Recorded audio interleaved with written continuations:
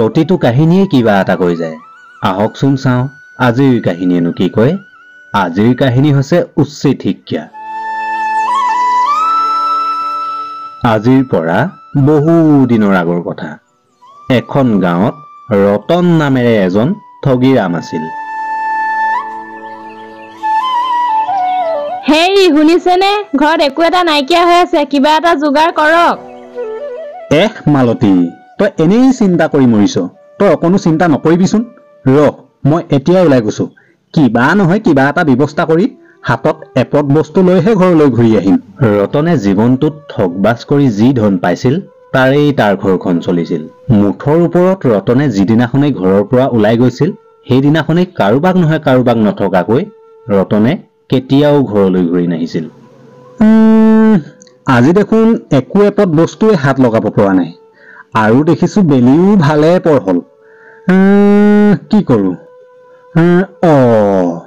গাধ বেপাৰী আঘোনা, তাৰ ওচৰলৈকে যাওঁ।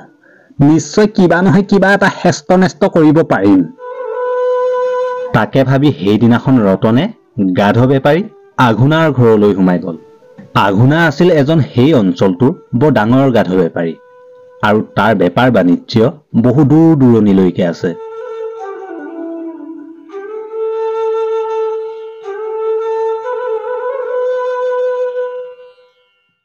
আঘোনা ককাই বহি আছে। মই পিছে আপোনাৰ ওচৰলৈ বহু দিনৰ পৰা আহিম বুলি ভাবিয়ে আছিলো।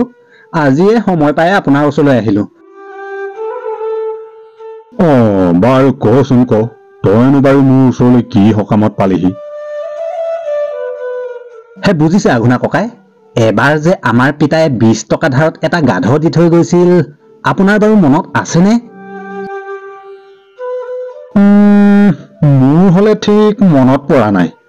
আৰু হ'বও পাৰে, যিহেতু মই এটা গাধ বেপাৰী, কেতিয়া কাৰ পৰা কি আনিছো কি দিছো সেইটো মোৰ মনত নাথাকিবও পাৰে। আপোনাৰ কথা আপুনিহে জানিব। মই পিছে সেই গাধটো নিবলৈ আহিছো। আপোনাৰ 20 টকা লওক আৰু মোক মোৰ গাধটো দিয়ক। কেতিয়াই 20 টকাত লোৱা গাধ, এতিয়া সেই গাধৰ মূল্য 200 টকা হ'ল। নাই নোৱাৰো দেই দিব। আঘোনা ককাই, আপুনি তেনেকৈ কলে নহব নহয়। মোৰ পিতায়ে আপোনাৰ পৰা 20 টকা পইচা যেনেকৈ নিছিল, মই সেই 20 টকা পইচা আপোনাক দিবলৈ আহিছো। আৰু আপুনি মোক মোৰ গাধটো দিয়ক। ৰতন আৰু আঘোনাৰ মাজত সেই গাধটোকে লৈ বহু দেৰি তৰ্ক বিতৰ্ক হল। আৰু সিহঁতৰ সেই কাজিয়া দেখি ওচৰৰ মানুহবোৰো গোট খাব ধৰিলে।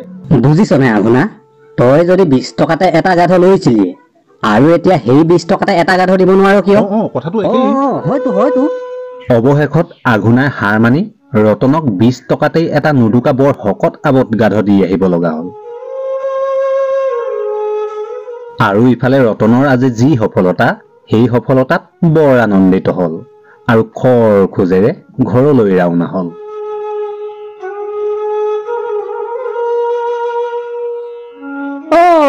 এয়া দেখোন এটা আপুনি গাধ লৈ আহিলে। বুজিছ মালতী, আজি মই এই 200 টকীয়া গাধটো মাত্ৰ 20 টকাতে আনিছো। ইফালে আঘোনাই ঘটনাৰ উৰকে নেপালে।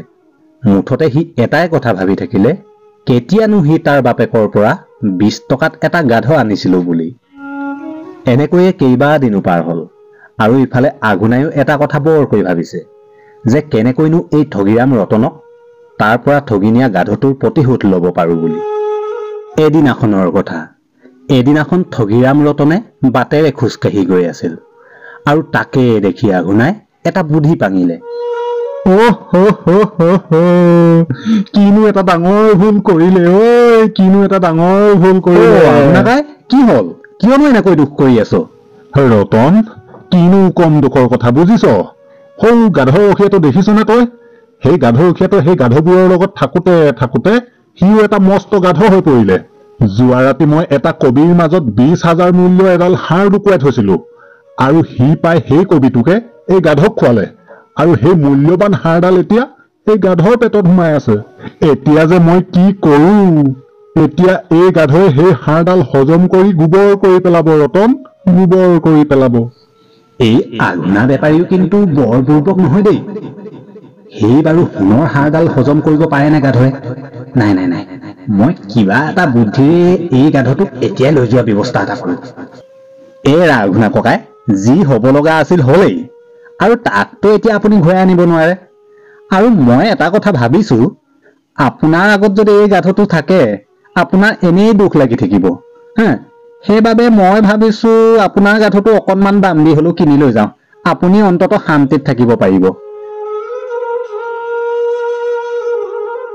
তই ৰতন কথাষাৰ কওঁতে ঠিকেই কৈছ, তথাপিও মই এই গাধটো বেচাৰ কথা একেবাৰে ভাবিবই পৰা নাই। আঘোনা ককাই, মই বুজিছো আপোনাৰ দুখটো, আৰু মই আপোনাৰ দুখটো দেখিয়ে এই গাধটোক মই 2000 টকাত কিনিব বিচাৰিছো। আপুনিয়ে অন্তত শান্তিত থাকক। আৰু আঘোনা ককাই এটা কথা, ইমান দাম যে এই সাধাৰণ গাধটোত কোনেও নিদিয়ে দেই। আৰু মই বুলিয়ে আপোনাক টকা 2000 দিছো, কিন্তু কাকো নকব। হয় ৰতন, আৰু মোৰ এই গাধটোক চাই থকা কোনো ইচ্ছা নাই। যা তই এতিয়াই লৈ যা এই গাধটোক। কথাষাৰ মনত আছে নহয়, কাকো নকব কিন্তু। ৰতন, কাকনো কৈ ফুৰিমগৈ। সেইদিনাখন ঠগীৰাম ৰতনে 2000 টকাতে এটা 20000 টকীয়া গাধ আনিছো বুলি ঘৰলৈ খৰখোচ ললে। আৰু ইফালে আঘোনায়ো এটা 200 টকীয়া গাধ 2000 টকাত বেছি ঠগীৰাম ৰতনক ঠগৰ প্ৰতিশোধ ললো বুলি সান্তনা লভিলে। বুজিছ মালতী, এইটো এটা সাধাৰণ গাধ নহয়, 20000 টকীয়া গাধ, আৰু মই 2000 টকাত কিনি আনিছো। ইয়াৰ পেটত 20000 টকীয়া এডাল সোণৰ হাৰ সোমাই আছে। সেই অকৰা আঘোনাক মই ঠগি থৈ আহিছো। আৰু মালতী, আনে গম পোৱাৰ আগতে এই গাধটোৰ পেটৰ পৰা মই সোণৰ হাৰডাল এতিয়াই উলিয়াও। কি কৰে, ৰ'ব। আঘোনা ককাই যিটো কবিত হাড়ডাল লুকুৱাই থৈছিল সেই কবিটো এতিয়াও আছে। মই বেলেগ এটা কবিহে খুৱাইছিলো। মিছাতে এই নিৰ্দোষীক মাৰি নেপেলাব। বছ, আৰু কি আছিল? সেইদিনাখন ৰতনৰ মূৰত যেন বৰ্জ্ৰপাতহে পৰিলে। আৰু সেইদিনাখন ৰতনে এইটো বুজিলে যে আঘোনাই আজি তাক সেইদিনাখন ঠগৰ পৰিণাম হাতে হাতে দিলে। দৰ্শকসকল, আপোনালোকে যদি ভিডিঅ'সমূহ চাই ভাল পাইছে, এটাকৈ লাইক কৰিব, কমেণ্ট কৰিব, আৰু আপোনাৰ আপোনজনলৈও ভিডিঅ'সমূহ শ্বেয়াৰ কৰি দিব। আৰু যদি কোনোবা চেনেললৈ নতুনকৈ আহিছে, তেনেহ'লে চেনেলটো ছাবস্ক্ৰাইব কৰি কাষতে থকা বেল আইকনটো প্ৰেছ কৰি ল'ব। তেতিয়া আহিবলগীয়া নতুন ধুনীয়া ভিডিঅ'সমূহ আগতীয়াকৈ চাবলৈ পাব। তেনেহ'লে আজিৰ ভিডিঅ'টো ইমানতে সামৰিছোঁ, আৰু এটা অন্য ধুনীয়া ভিডিঅ'ত পুনৰ লগ পোৱা প্ৰতিশ্ৰুতিৰে।